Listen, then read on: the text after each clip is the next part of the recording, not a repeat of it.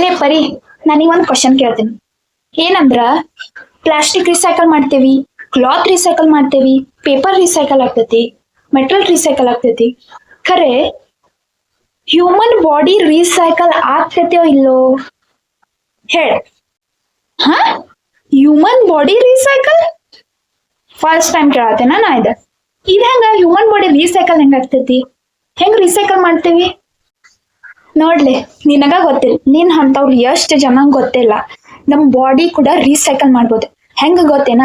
Central ಗೌರ್ಮೆಂಟ್ನವ್ರ ಈ organ donation ಅನ್ನೋದು start ಮಾಡಿದಾರೆ. ನಿಮ್ ಆರ್ಗನ್ ಡೊನೇಷನ್ ಅಂದ್ರೆ ಗೊತ್ತಾಯ್ತಲ್ಲ.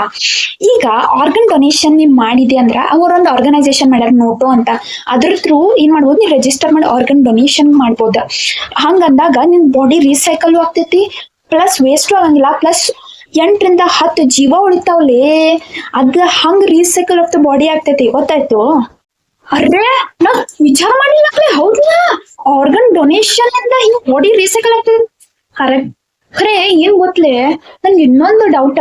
ಇದ್ರ ಬಗ್ಗೆ ಏನ್ ಆಕ್ಟ್ ಆಯ್ತು ಇಲ್ಲೋ ಯಾರಿಗ ಗೊತ್ತಾ? ಏನ್ರಿ ಇಲ್ಲಿಗಲ್ ಆಕ್ಟ್ ಆಯ್ತು, ಏನ್ರಿ ನಮ್ ಬಾಡಿದ ಅವ್ರು ಏನ್ರಿ ಪ್ರಾಫಿಟ್ ಮಾಡ್ಕೊಳಕತ್ರ ಹೆಂಗ್ರ? ಮತ್ತ ಹೆಂಗೇನ್ ಮಾಡೋದು ಅವಾಗ? ಲೇ, ಇವತ್ Indian organ donation day and Indian organ donation day ಐತಂತ spectacles of law channel specially ಅದ್ರ ಸಲುವಾಗಿ ಸ್ಪೆಷಲ್ ವಿಡಿಯೋ ಮಾಡ್ಯಾರು. ಪ್ಲಸ್ ಅದ್ರೊಳಗ ಲೀಗಲ್ ಅವೇರ್ನೆಸ್, ಅದ್ರ ಏನ್ ಪ್ರೊವಿಷನ್ ಐತಿ ಅಂತ, ಯಾವ ಆಕ್ಟ್ ಬರ್ತೈತಿ, ಏನ್ರ ತಪ್ಪಾತು ಅದಕ್ ಶಿಕ್ಷೆ ಏನಂತ ಕರೆಕ್ಟ್ ಆಗಿ ಹೇಳಿದಾರ.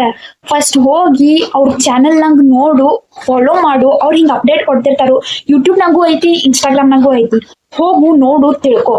ಆಮೇಲೆ ಆರ್ಗನ್ ಡೊನೇಷನ್ ಮಾಡ್ಬೇಕೋ ಬೇಡ ಅಂತ ಆಮೇಲೆ ಡಿಸೈಡ್ ಮಾಡಕ್ಕೆ ಅಂತ. ಗೊತ್ತಾತೇನಾ?